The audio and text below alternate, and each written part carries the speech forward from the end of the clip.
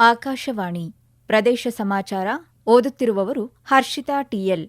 ಮುಖ್ಯಾಂಶಗಳು: ವಿಧಾನಸಭಾ ಉಪಚುನಾವಣೆ ನಾಳಿನ ಮತದಾನಕ್ಕೆ ಬಾಗಲಕೋಟೆ ಮತ್ತು ದಾವಣಗೆರೆ ದಕ್ಷಿಣ ಕ್ಷೇತ್ರಗಳು ಸಜ್ಜು. ಮಹಿಳೆಯರ ಶೈಕ್ಷಣಿಕ ಮತ್ತು ಆರ್ಥಿಕ ಸಬಲೀಕರಣಕ್ಕೆ ರಾಜ್ಯ ಸರ್ಕಾರ ಬದ್ಧ, ಸಚಿವ ಎನ್ ಚಲುವರಾಯಸ್ವಾಮಿ. ನಾಳೆ ದ್ವಿತೀಯ ಪಿಯುಸಿ ಪರೀಕ್ಷೆ 1ರ ಫಲಿತಾಂಶ ಪ್ರಕಟ. ವಿದ್ಯಾರ್ಥಿಗಳ ನೋಂದಾಯಿತ ಮೊಬೈಲ್ ಸಂಖ್ಯೆಗೂ ಫಲಿತಾಂಶ ಮಾಹಿತಿ ರವಾನೆ. ಮಾನವ ವನ್ಯಜೀವಿ ಸಂಘರ್ಷ ತಡೆಗೆ ಆಯ್ದ ಪ್ರಾಣಿಗಳ ಸಂತಾನ ಶಕ್ತಿಹರಣ ಚಿಕಿತ್ಸೆಗೆ ಸರ್ಕಾರದ ಚಿಂತನೆ. ಬೆಂಗಳೂರಿನಲ್ಲಿ ನಾಳೆಯಿಂದ 2 ದಿನ 3 ರಕ್ಷಣಾ ಸೇವೆಗಳ ವಿಶೇಷ ರಣಸಂವಾದ ವಿಚಾರ ಸಂಕಿರಣ. ಬಾಗಲಕೋಟೆ ಹಾಗೂ ದಾವಣಗೆರೆ ದಕ್ಷಿಣ ವಿಧಾನಸಭಾ ಕ್ಷೇತ್ರಗಳಿಗೆ ನಾಳೆ ಉಪಚುನಾವಣೆ ನಡೆಯಲಿದೆ. ಮಾಜಿ ಶಾಸಕ ಮೇಟಿ ಹುಲ್ಲಪ್ಪ ಯಮನಪ್ಪ ಅವರ ನಿಧನದಿಂದಾಗಿ ತೆರವಾದ ಸ್ಥಾನಕ್ಕೆ ಬಾಗಲಕೋಟೆಯಲ್ಲಿ ಹಾಗೂ ಮಾಜಿ ಶಾಸಕ ಶಾಮನೂರು ಶಿವಶಂಕರಪ್ಪ ಅವರ ನಿಧನದಿಂದ ತೆರವಾದ ಸ್ಥಾನಕ್ಕೆ ನಾಳೆ ಉಪಚುನಾವಣೆ ನಡೆಯಲಿದೆ. ಬಾಗಲಕೋಟೆಯಲ್ಲಿ 1,26,761 ಪುರುಷ, 1,32,476 ಮಹಿಳೆ ಹಾಗೂ 23 ತೃತೀಯ ಲಿಂಗಿ ಸೇರಿದಂತೆ ಒಟ್ಟು 2,59,260 ಮತದಾರರಿದ್ದಾರೆ. ಇನ್ನು ದಾವಣಗೆರೆ ದಕ್ಷಿಣ ಕ್ಷೇತ್ರದಲ್ಲಿ 1,13,654 ಪುರುಷ, 1,17,986 ಮಹಿಳಾ ಮತ್ತು 43 ತೃತೀಯ ಲಿಂಗಿ ಮತದಾರರು ಸೇರಿದಂತೆ ಒಟ್ಟು 2,31,683 ಮತದಾರರಿದ್ದಾರೆ. ಉಭಯ ಜಿಲ್ಲಾಡಳಿತಗಳು ನಾಳಿನ ಮತದಾನಕ್ಕಾಗಿ ಎಲ್ಲಾ ಅಗತ್ಯ ಸಿದ್ದತೆಗಳನ್ನು ಮಾಡಿಕೊಂಡಿವೆ. ದಾವಣಗೆರೆಯಲ್ಲಿ ಮತದಾನಕ್ಕಾಗಿ 284 ಮತಗಟ್ಟೆಗಳನ್ನು ಸ್ಥಾಪಿಸಲಾಗಿದ್ದು, ನಗರ ವ್ಯಾಪ್ತಿಯಲ್ಲಿ 234 ಮತ್ತು ಗ್ರಾಮೀಣ ವ್ಯಾಪ್ತಿಯಲ್ಲಿ 50 ಮತಗಟ್ಟೆಗಳು ಸೇರಿವೆ. 76 ಮತಗಟ್ಟೆಗಳನ್ನು ಅತಿ ಸೂಕ್ಷ್ಮ ಎಂದು ಗುರುತಿಸಲಾಗಿದೆ. ಎಲ್ಲಾ ಮತಗಟ್ಟೆಗಳಲ್ಲಿ ವೆಬ್ಕಾಸ್ಟಿಂಗ್ ವ್ಯವಸ್ಥೆ ಮಾಡಲಾಗಿದೆ. ಉಪಚುನಾವಣೆಗೆ ಒಟ್ಟು 322 ಮತಗಟ್ಟೆಗಳನ್ನು ಸ್ಥಾಪಿಸಲಾಗಿದ್ದು, ಪ್ರತಿಯೊಂದು ಮತಗಟ್ಟೆಗೆ ಪ್ರಿಸೈಡಿಂಗ್ ಅಧಿಕಾರಿ ಸೇರಿದಂತೆ ಸಿಬ್ಬಂದಿ ನೇಮಕ ಮಾಡಲಾಗಿದೆ. ಎಲ್ಲಾ ಮತಗಟ್ಟೆಗಳಲ್ಲಿ ವೆಬ್ಕಾಸ್ಟಿಂಗ್ ವ್ಯವಸ್ಥೆ ಮಾಡಲಾಗಿದೆ. ಪ್ರತಿ ಮತಗಟ್ಟೆಯಲ್ಲಿನ ಕಾಯ್ದಿರಿಸಿದ ಕೊಠಡಿ, ಕುಡಿಯುವ ನೀರು, ರ್ಯಾಂಪ್ ವ್ಯವಸ್ಥೆ, ಶೌಚಾಲಯ, ನೆರಳು ಮತ್ತು ಕ್ಯೂ ಮ್ಯಾನೇಜ್ಮೆಂಟ್ ಡಿಫೆಂಡಿಂಗ್ ಕೊಠಡಿ ಸೇರಿದಂತೆ ಅಗತ್ಯ ಮೂಲಭೂತ ಸೌಕರ್ಯಗಳನ್ನು ಒದಗಿಸಲಾಗಿದೆ. ಮಹಿಳೆಯರ ಸಮಗ್ರ ಅಭಿವೃದ್ಧಿಗಾಗಿ ಸರ್ಕಾರ ಅನೇಕ ಯೋಜನೆಗಳನ್ನು ಜಾರಿಗೆ ತಂದಿದ್ದು, ಗ್ಯಾರಂಟಿ ಯೋಜನೆಗಳ ಮೂಲಕ 1,30,000 ಕೋಟಿ ರೂಪಾಯಿಗಳಿಗೂ ಅಧಿಕ ಅನುದಾನ ನೀಡಲಾಗಿದೆ ಎಂದು ಕೃಷಿ ಹಾಗೂ ಮಂಡ್ಯ ಜಿಲ್ಲಾ ಉಸ್ತುವಾರಿ ಸಚಿವ ಎನ್ ಚಲುವರಾಯಸ್ವಾಮಿ ತಿಳಿಸಿದ್ದಾರೆ. ಮಂಡ್ಯದಲ್ಲಿ ನಡೆದ ಅಂತಾರಾಷ್ಟ್ರೀಯ ಮಹಿಳಾ ದಿನಾಚರಣೆ 2026ರ ಕಾರ್ಯಕ್ರಮ ಉದ್ಘಾಟಿಸಿ ಮಾತನಾಡಿದ ಅವರು, ದೇಶದ ಸಬಲೀಕರಣಕ್ಕೆ ಮಹಿಳೆಯರ ಶಿಕ್ಷಣ ಅತಿ ಮುಖ್ಯ ಎಂದಿದ್ದಾರೆ.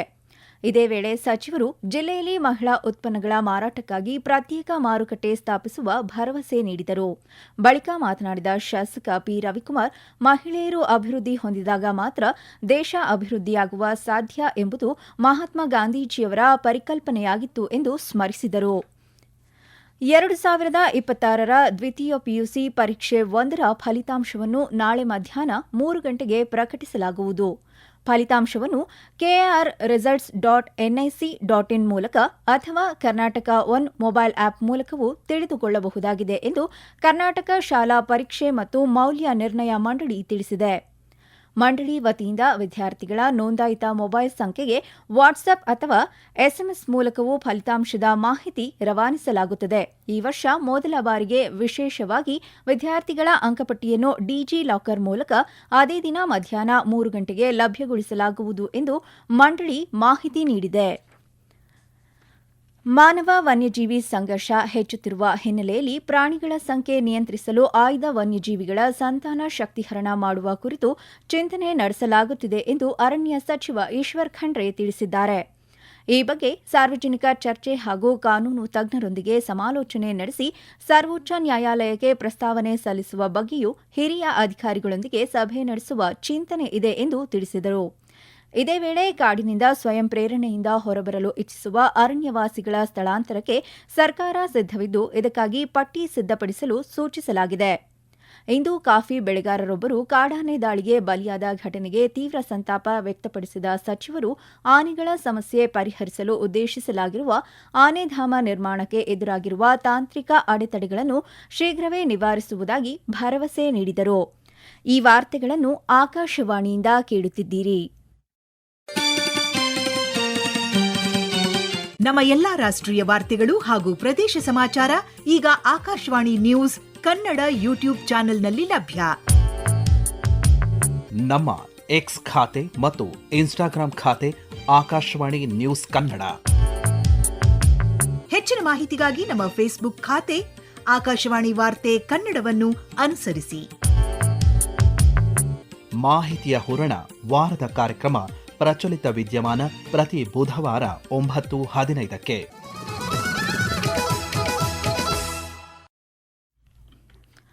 ಬೆಂಗಳೂರಿನ ವಾಯುಪಡೆ ತರಬೇತಿ ಕೇಂದ್ರದಲ್ಲಿ ನಾಳೆ ಮತ್ತು ನಾಡಿದ್ದು ರಣ ಸಂವಾದ್ ಎಂಬ ವಿಶೇಷ 3 ರಕ್ಷಣಾ ಸೇವೆಗಳ ವಿಚಾರ ಸಂಕಿರಣ ಹಮ್ಮಿಕೊಳ್ಳಲಾಗಿದೆ.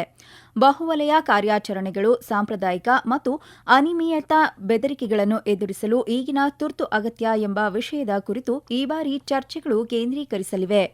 ಭೂಮಿ, ವಾಯು, ಸಾಗರ ಮಾತ್ರವಲ್ಲದೆ ಸೈಬರ್, ಬಾಹ್ಯಾಕಾಶ ಮತ್ತು ಜ್ಞಾನಾರ್ಜನೆಯ ಕ್ಷೇತ್ರಗಳನ್ನು ಒಳಗೊಂಡ ಬಹುಕ್ಷೇತ್ರ ಸಂಘರ್ಷಕ್ಕೆ ಭಾರತದ ರಕ್ಷಣಾ ಪಡೆಗಳನ್ನು ಸಜ್ಜುಗೊಳಿಸಲು ಮಾರ್ಗಸೂಚಿಯನ್ನು ರೂಪಿಸುವ ಕುರಿತು ಈ 2 ದಿನಗಳ ವಿಚಾರ ಸಂಕಿರಣ ಚರ್ಚೆಗಳು ನಡೆಯಲಿವೆ. ರಕ್ಷಣಾ ಸಿಬ್ಬಂದಿ ಮುಖ್ಯಸ್ಥ ಜನರಲ್ ಅನಿಲ್ ಚೌಹಾಣ್ ಅವರ ಪರಿಕಲ್ಪನೆಯಂತೆ ಆರಂಭವಾಗಿರುವ ಈ ಉಪಕ್ರಮ ತಾಂತ್ರಿಕ ಪ್ರಗತಿಗೆ ಅನುಗುಣವಾಗಿ ಯುದ್ಧ ತಂತ್ರಗಳನ್ನು ರೂಪಿಸಲು ಸಹಕಾರಿಯಾಗಲಿದೆ. ಕಂದಾಯ ಇಲಾಖೆ ಅಧಿಕಾರಿಗಳು ತಮ್ಮ ಹಂತದಲ್ಲಿಯೇ ಜನರ ಸಮಸ್ಯೆಗಳನ್ನು ಬಗೆಹರಿಸಬೇಕೆಂದು ತುಮಕೂರು ಜಿಲ್ಲಾ ಉಸ್ತುವಾರಿ ಸಚಿವ ಹಾಗೂ ಗೃಹ ಸಚಿವ ಡಾ ಜಿ. ಪರಮೇಶ್ವರ್ ಸೂಚಿಸಿದ್ದಾರೆ. ನಗರ ಕೇಂದ್ರ ಗ್ರಂಥಾಲಯ ಆವರಣದಲ್ಲಿ ನಡೆದ ಜಿಲ್ಲಾ ಉಸ್ತುವಾರಿ ಸಚಿವರ ಜನತಾ ದರ್ಶನದಲ್ಲಿ ಮಾತನಾಡಿದ ಅವರು, ಜಿಲ್ಲೆಯಲ್ಲಿ ಕಂದಾಯ ಇಲಾಖೆಯ ಬಗ್ಗೆ ಸಾಕಷ್ಟು ದೂರುಗಳು ಬಂದಿದ್ದು, ಹೈಕೋರ್ಟ್ ಆದೇಶವನ್ನು ಕಂದಾಯ ಅಧಿಕಾರಿಗಳು ಪಾಲಿಸುತ್ತಿಲ್ಲ ಎಂದು ಅಸಮಾಧಾನ ವ್ಯಕ್ತಪಡಿಸಿದರು. ಅಧಿಕಾರಿಗಳು ಜನರ ಸಮಸ್ಯೆಗಳಿಗೆ ಪರಿಹಾರವನ್ನು ಒದಗಿಸಬೇಕು. ತಹಶೀಲ್ದಾರ್ ಹಂತದಲ್ಲಿ ಬಗೆಹರಿಸಬಹುದಾದ ಸಮಸ್ಯೆಗಳೊಂದಿಗೆ ಜನರು ಜಿಲ್ಲಾ ಮಟ್ಟಕ್ಕೆ ಬಂದಿರುವುದು ಕಂದಾಯ ಅಧಿಕಾರಿಗಳು ಸಮರ್ಪಕವಾಗಿ ಕಾರ್ಯನಿರ್ವಹಿಸುತ್ತಿಲ್ಲ ಎಂಬುದಕ್ಕೆ ಪ್ರತಿಬಿಂಬ ಎಂದರು. ಜನತಾ ದರ್ಶನದ ವೇಳೆ ವಿವಿಧ ಇಲಾಖೆಗಳ ಸೌಲಭ್ಯ ಪಡೆದವರಿಗೆ ಹಕ್ಕುಪತ್ರ ಹಾಗೂ ಆದೇಶ ಪತ್ರಗಳನ್ನು ವಿತರಿಸಲಾಯಿತು. ನಾರಿ ಶಕ್ತಿ ವಂದನಾ ಅಭಿಯಾನ ಕಾಯ್ದೆ ಮೂಲಕ ಮಹಾತ್ಮ ಗಾಂಧೀಜಿ ಕನಸು ಸಾಕಾರವಾಗುತ್ತಿದೆ ಎಂದು ಕರ್ನಾಟಕ ರಾಜ್ಯ ಕಬ್ಬು ಬೆಳೆಗಾರರ ಸಂಘದ ರಾಜ್ಯಾಧ್ಯಕ್ಷ ಹಳ್ಳಿಕೆರೆಹುಂಡಿ ಭಾಗ್ಯರಾಜ್ ಹೇಳಿದ್ದಾರೆ.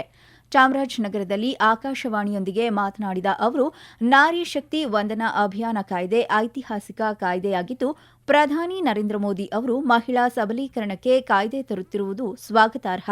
ರಾಜಕೀಯ ಕ್ಷೇತ್ರದಲ್ಲಿ ಮಹಿಳೆಯರಿಗೆ ಮೀಸಲಾತಿ ಮಹಾತ್ಮ ಗಾಂಧೀಜಿಯವರ ಕನಸಾಗಿದ್ದು, ಈಗ ಅದು ಸಾಕಾರಗೊಳ್ಳುತ್ತಿದೆ. ಇದು ಪರಿಣಾಮಕಾರಿಯಾಗಿ ಅನುಷ್ಠಾನಗೊಳ್ಳಬೇಕು ಎಂದರು.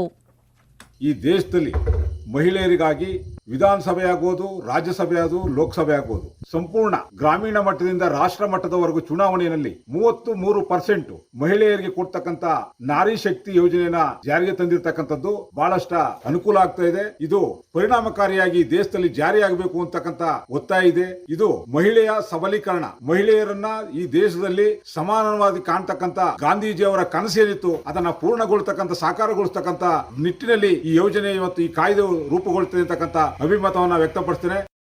ಹುಲಿಗಾಗಿ ಇಟ್ಟಿದ್ದ ಬೋನಿಗೆ ಚಿರತೆ ಸೆರೆಯಾಗಿರುವ ಘಟನೆ ಚಾಮರಾಜನಗರ ಜಿಲ್ಲೆಯ ಗುಂಡ್ಲುಪೇಟೆ ತಾಲೂಕಿನ ಪಡಗೂರು ಗ್ರಾಮದಲ್ಲಿ ನಡೆದಿದೆ.